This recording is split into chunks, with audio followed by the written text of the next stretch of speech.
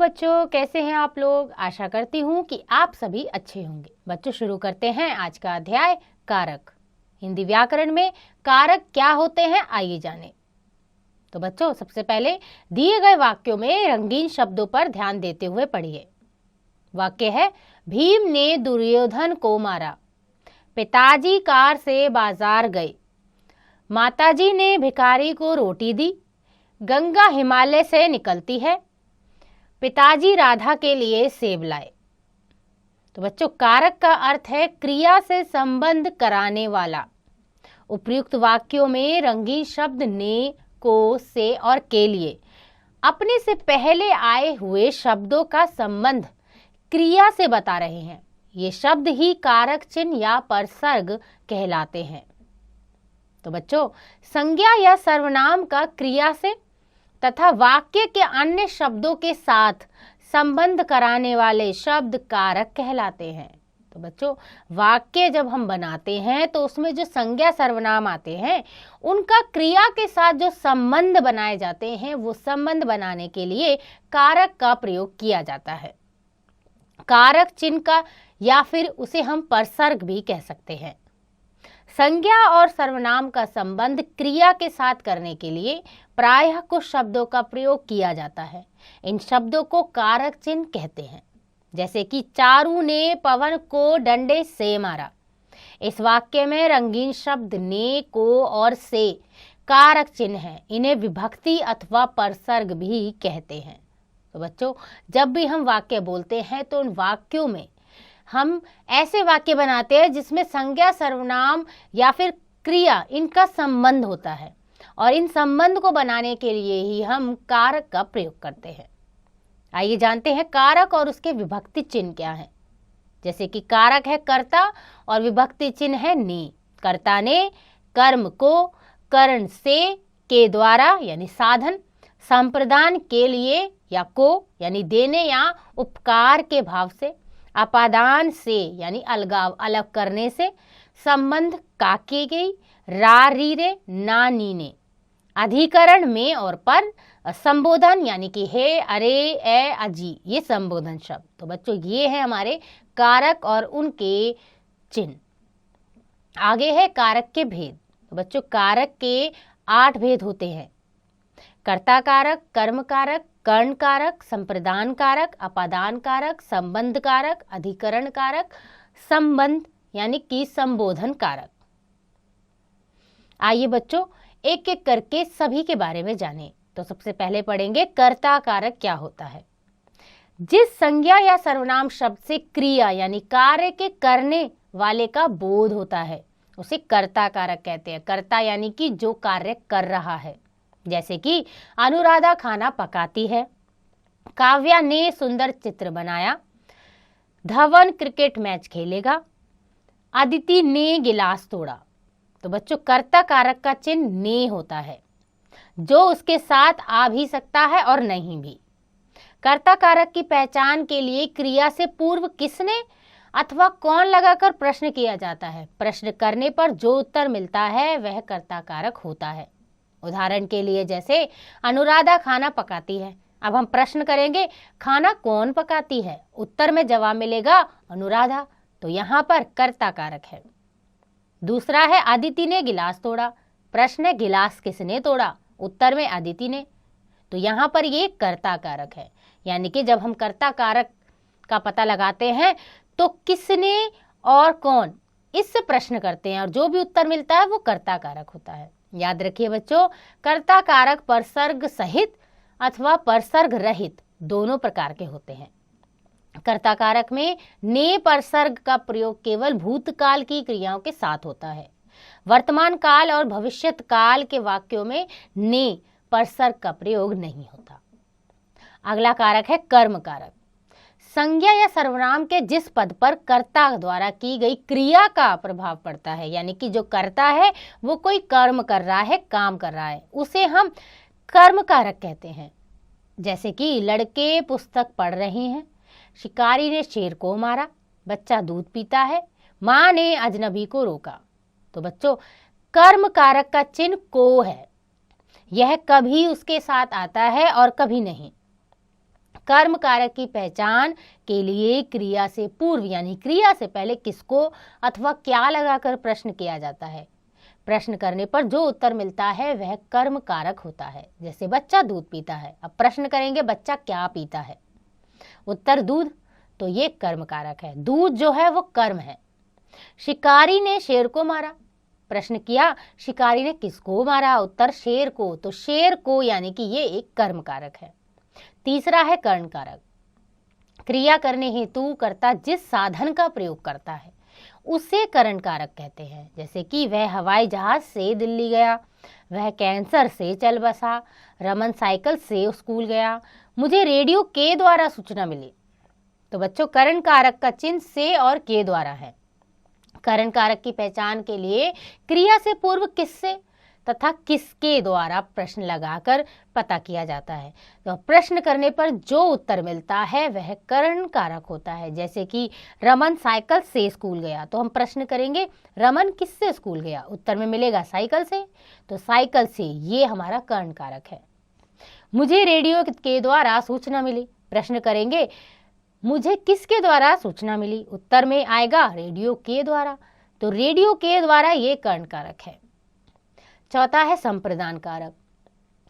वाक्य में कर्ता जिसके लिए कार्य करता है अथवा जिसे कुछ देता है, उपहार देता है, जो भी कुछ देता है उसे संप्रदान कारक कहते हैं। जैसे माँ ने भिखारी को खाना दिया, अंकुर माँ के लिए साड़ी लाया, नौकरी के लिए विज्ञापन दे दो, पवन अपनी बुआ के लिए उपहार लाया। तो बच्चों संप्रदान कारक का चिन्ह को तथा के लिए है। संप्रदान कारक की पहचान के लिए वाक्य में क्रिया से पूर्व यानी क्रिया से पहले किसको किसके लिए लगाकर प्रश्न करने से जो उत्तर मिलता है वह संप्रदान कारक होता है। जैसे कि माँ ने भिखारी को भोजन दिया, तो बच्चों प्रश्न करेंगे माँ ने किसको भोजन दिया, उत्तर में मिलेगा भिखारी को, तो ये संप्रदान कारक है। अंकुर माँ के लिए साड़ी लाया, यानी कि प्रश्न किया अंकुर किसके लिए साड़ी लाया, माँ के लिए, तो उत्तर जो है माँ के लिए, ये संप्रदान कारक है। आइए बच्चों आगे जानते हैं कर्म कारक एवं संप्रदान कारक में अंतर क्या होता है, हम कैसे पहचानते हैं। तो बच्चों कर्म कारक का परसर्ग को है, परंतु कभी कभी को परसर्ग का प्रयोग संप्रदान कारक में भी होता है। इसमें मुख्य अंतर बस यही है कि जहां कर्म कारक में को परसर्ग का प्रयोग का फल दर्शाने के लिए किया जाता है, वहीं संप्रदान कारक में को विभक्ति का प्रयोग कर्ता द्वारा किसी को कुछ देने के लिए किया जाता है। जैसे कर्म कारक में उसने मनुज को पीट दिया, इस आदमी को पकड़ लो, ये दो उदाहरण कर्म कारक के। अब इसमें संप्रदान कारक होगा तो होगा यह पत्र मनुज को दे दो, क्योंकि संप्रदान में हम किसी को कुछ देने का काम करते हैं। इस आदमी को रोटी दे दो, तो बच्चों दोनों में को परसर्ग है, लेकिन कर्म में काम किया जा रहा है, कुछ करने योग्य कुछ हो रहा है, और संप्रदान में कुछ दिया जा रहा है, उसके लिए को का प्रयोग हुआ है। ये अंतर है हमारा कर्म कारक और संप्रदान कारक में। अगला है अपादान कारक। संज्ञा या सर्वनाम के जिस रूप से पृथकता यानी कि अलग होना, दूरी, तुलना आदि का बोध होता है उसे अपादान कारक कहते हैं। जैसे फल वृक्ष से गिरता है, तो फल जो है वृक्ष से गिर गया है तो ये अलग हो गया है, तो अलग होना। काजल राधा से चतुर है, तो यहाँ तुलना है। यमुना हिमालय से निकलती है, ये स्रोत है कि कहाँ से निकलती है, और दिल्ली कश्मीर से दूर है, तो ये दूरी है। तो बच्चों अपादान कारक में हमेशा अलग करना, तुलना करना, या किसी स्रोत का पता करना या दूरी का, इसका प्रयोग होता है। अपादान कारक में से परसर्ग का प्रयोग होता है, और अपादान कारक की पहचान के लिए क्रिया से पूर्व कहाँ से ये प्रश्न लगाकर प्रश्न किया जाता है। प्रश्न करने पर जो उत्तर मिलता है वह अपादान कारक होता है। जैसे फल वृक्ष से गिरता है, प्रश्न करेंगे फल कहाँ से गिरता है, उत्तर वृक्ष से, अपादान कारक।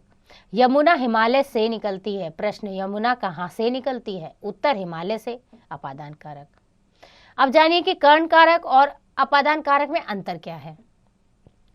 दो बच्चों कर्ण कारक तथा अपादान कारक दोनों की ही विभक्ति से है, किंतु कर्ण कारक में से विभक्ति साधन के लिए प्रयोग की जाती है, जबकि अपादान कारक में से विभक्ति का प्रयोग अलग होने यानी पृथकता, दूरी, तुलना, घृणा आदि भाव प्रकट करने के लिए किया जाता है।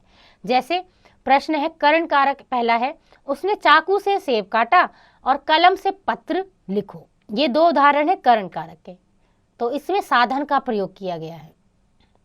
अपादान कारक में पेड़ से पत्ता गिरा, रमेश विनोद से अधिक चतुर है। तो यहाँ पर एक तो अलग होना हुआ और एक तुलना हो गई, तो ये अपादान कारक है।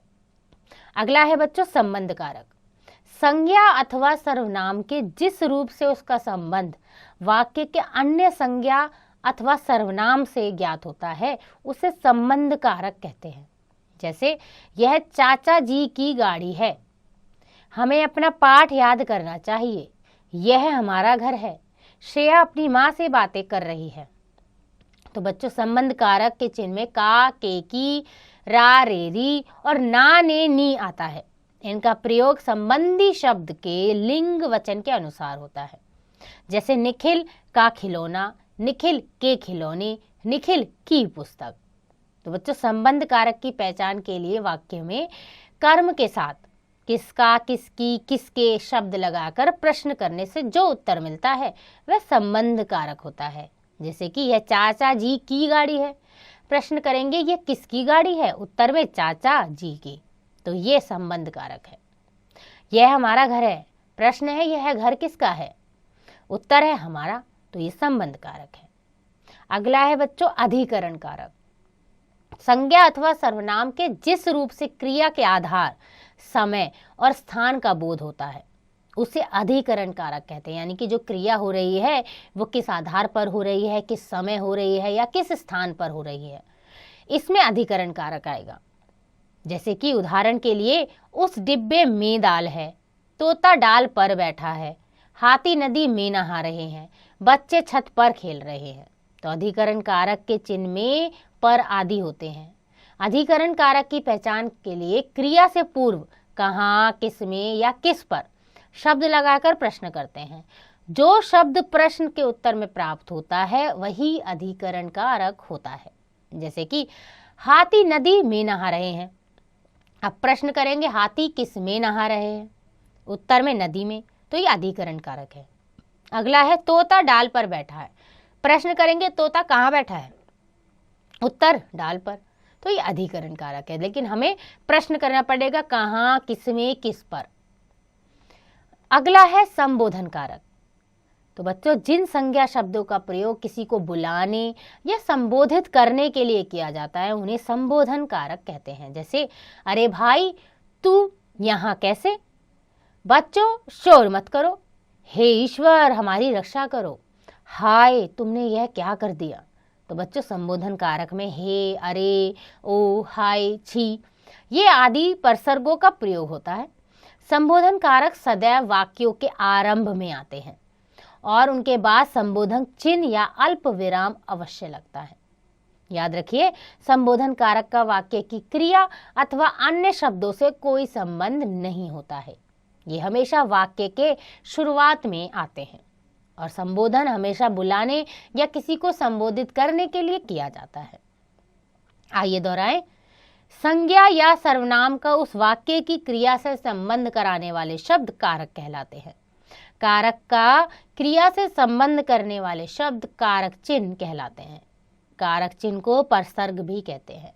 कारक के 8 भेद होते हैं: कर्ता कारक, कर्म कारक, कर्ण कारक, संप्रदान कारक, अपादान कारक, संबंध कारक, अधिकरण कारक और संबोधन कारक।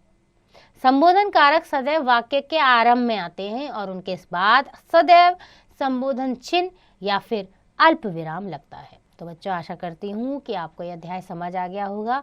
इसका अभ्यास आप स्वयं कीजिएगा।